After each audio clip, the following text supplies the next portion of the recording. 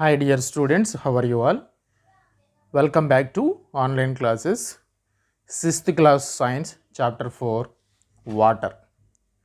So in this lesson, in the previous class we have discussed the introduction and water and its uses and how to measure the value of water, and activity 2 also how much water do we use daily, and the next one,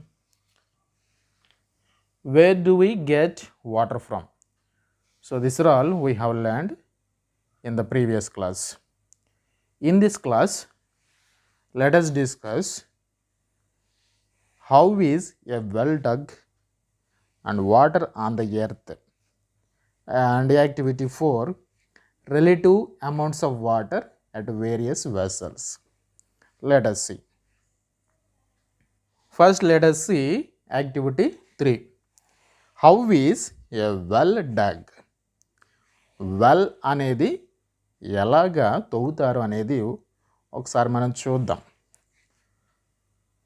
Go to a nearby village and look at a well from where people get drinking water. So nearby village, you can visit a nearby village and look at a well. అక్కడ ఒక well అని చూడండి. So that is also where people get drinking water. Drinking water తెచ్చుకున్న well అని ఒకసారి observe చేయండి. Can you estimate the approximate value of water in the well? So you will observe some water in the well. So that how much water is there in the well? Can you estimate? It's not possible to estimate. Okay. So if you ask your elders, they will tell how much water is present, how to estimate. Collect information from elders in the village about the level of water in the well over the years. In that village, some elders they know in which season the level of water will increase, in which season the level of water will decrease, and how much water will present always, the elders know. So you can ask the elders and find out the information. So is the water level constant or has it changed?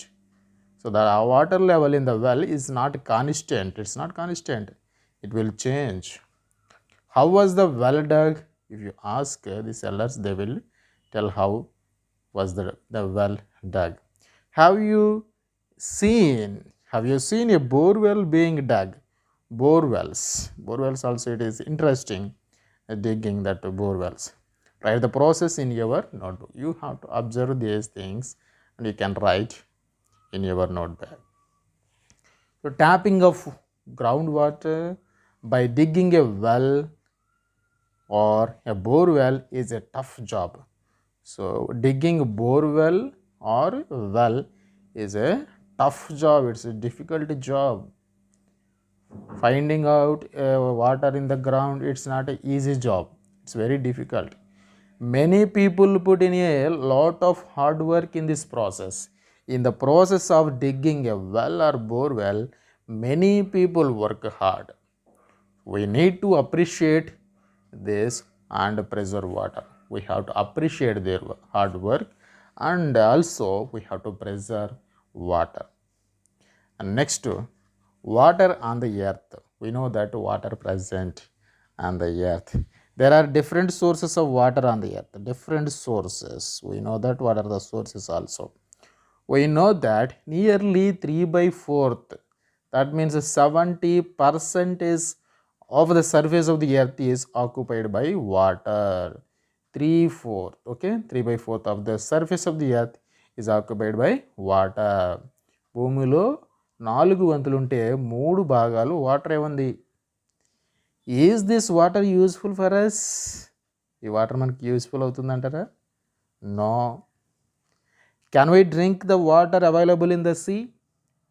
So much water is present in the sea, but can we drink that water? No, we cannot drink because sea water is salty. Salty. What is salty? Is a taste, salt taste. But water used by us in our daily purpose is not salty. In our day-to-day activities, we are using water that is not salt water. Okay, it is known as fresh water. What is that? Fresh water. Water in ponds, puddles, rivers, tube wells, and our taps at home is usually fresh water. Fresh water available in ponds, small ponds, puddles. Puddles means roads, small ponds. So that is also a small ponds. That's a puddles, rivers, tube wells, and our taps at home usually having fresh water. Of the water available on the earth, of the water available on the earth, earth మీద లభించే వాటర్లో only 3% is fresh water. Total వాటర్లో 3% only fresh water. Okay, the remaining colour you cannot use salt water. Okay, something else. To understand this, let us do a small activity. If you do this activity, we can understand how much amount of water is fresh and how much is not fresh. Let us see activity 4. Activity 4, relative amount of water at various vessels. Here some vessels are there, you can observe in the figure. That is a 20-liter bucket. This is 20 liters bucket, and a 500 ml mug. This is a 500 ml mug, and a tumbler 150 ml. So tumbler volume is 150. A 150 ml tumbler and a 1 ml spoon. This is 1 ml spoon. So these are the volumes of these vessels. Okay, we have to take this. Then we have to take the bucket of water. If the capacity of the bucket is 20 liters, then it represents the total amount of water present on the earth. So let us take water. So let us take water of bucket. Okay, a bucket of water. Let us take a bucket of water. If the capacity of the bucket is 20 liters, then it represents the total amount of water present on the earth. So for example, this bucket of water, we can consider that is the total amount of the water present on the earth. Earth మీద ఉన్న మొత్తం water ఈ bucket water అనుకుందాం. Now transfer A mug of water from the bucket to a 500 ml mug. So from this bucket, with the help of this 500 ml mug, take 1 mug of water, keep aside. So here mug represents the total amount of fresh water present on the earth. So now water present in the mug is a fresh water, total fresh water. This bucket, total water present on the earth. Mug, total fresh water present on the earth. The water left in the bucket represents seas and oceans. After removing a mug of water, the remaining water present in the bucket, that remaining water present in the bucket is the water present in sea and ocean. This water is not fit for human use. That means the water present in the seas and oceans is not fit for human use because they are salty. Now transfer 150 ml of water from the mug to the tumbler. Okay, so from this mug you can take 150 ml of water from this mug with a tumbler. It represents the total amount of groundwater. Okay, so if you take 150 ml of water from the mug in a tumbler, the water present in a tumbler represents groundwater. What is that? Groundwater. Finally, take 1/4 of water from the mug into a spoon. Okay, again you can take 1/4 from this mug, 1/4 of water from the mug into a spoon. You can take into a spoon. The remaining water in the mug represents fresh water, okay, which is present in frozen form on snow covered mountains. So we have taken 150 ml of water in a tumbler and 1/4 of the water from the mug into a spoon. You have taken, keep aside. The remaining water present in the mug is a fresh water. It is present in frozen form. Frozen form, it's like a solid, okay, ice on snow covered mountains. Where it is present? Snow covered mountains. మంచుతో కాపబడి ఉన్నటువంటి కొండల్లో ఉండదన్నమాట ఇది. And glaciers also solid state of water. Ice గడ్డగట్టుకుపోయి ice కొండలు form the glaciers. And polar ice caps. In the polar region ice caps.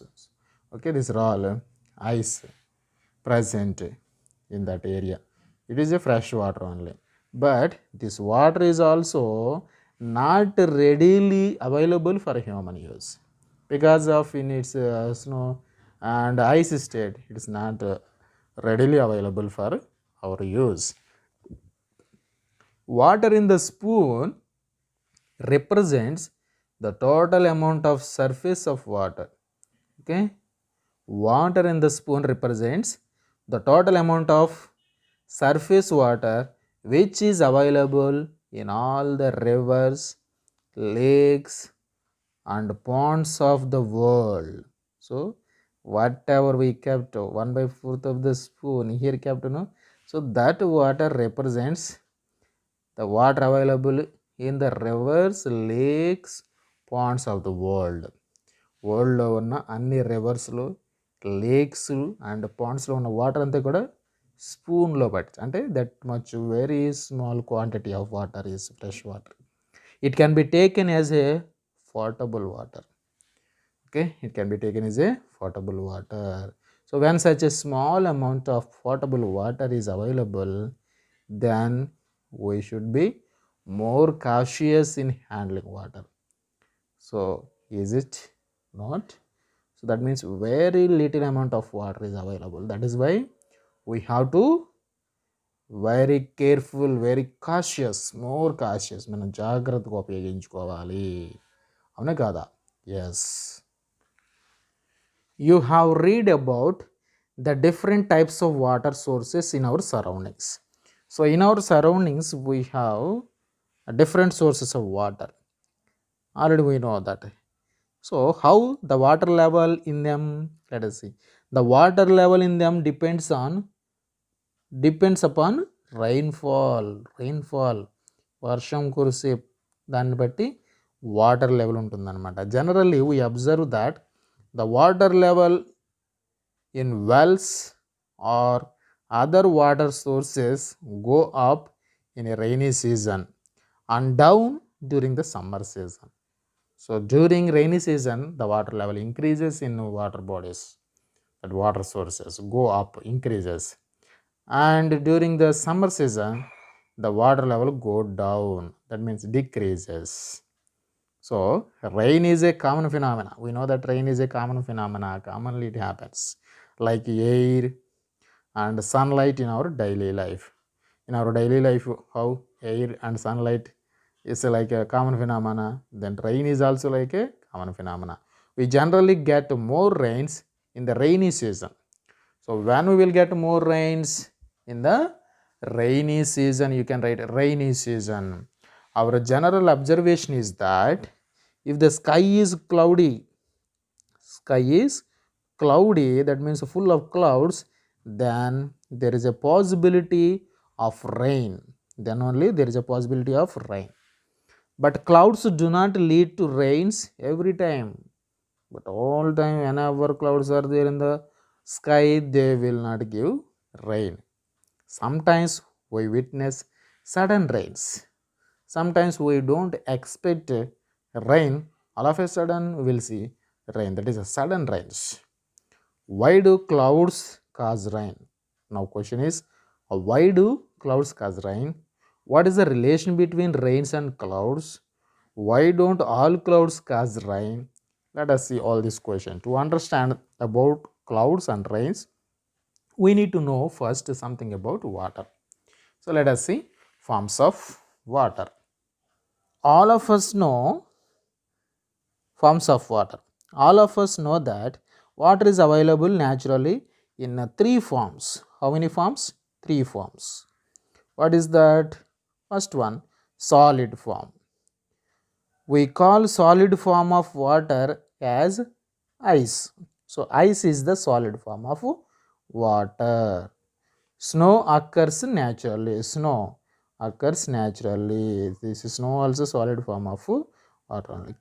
Can we convert water into ice? Yes. How it is? By decreasing temperature. We can keep the water in the deep fridge, then we can observe ice cubes. That means we are decreasing the temperature, then we will get solid form of water, that is ice. And the second one is liquid form. What happens if ice is kept in the open air? For example, if you take some ice cubes and keep in the open air, what happens? You will see water. If we heat ice, it will change into water. That means when you bring out the ice cubes from the deep freeze to air, they will get a temperature and they will change into water. Water in liquid form is present in oceans, seas, lakes, rivers, and even underground. So, this liquid form of water is present in oceans, seas, lakes, rivers, and even underground. In the underground also there is a liquid form of water. Okay. Third one, gaseous form of water. What happens when water is heated? If you take some water in the vessel and starts heating, observe what happens. The gaseous form of water is water vapor. So this gaseous form of water we call as water vapor. So which is present in the air around us. So where it is available, it is present in the air. We know that when ice is heated, it converts into water, and if water is heated, it turns into water vapor. So like that. Similarly, when water vapor is cooled, we can get back water. Water vapor, if you cool, we will get water. If water is cold, further we will get ice.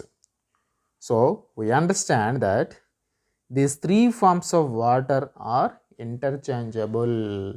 These three forms of water are interchangeable. So we can write these three forms of water as a equation. Ice, when heated, it changes into water. Water, when heated, changes into water vapor. Now comes back. Water vapor, when it is cooled, when cooled, okay, water vapor when cooled will get water. Water when we cool further will get ice. So like that. Again ice when heated, it changes into, converts into water. Water converted into water vapor when it is heated. So and so on this. Okay, it will happen like this. Is a okay, three forms of water. The remaining we'll see in the next video. So now the homework is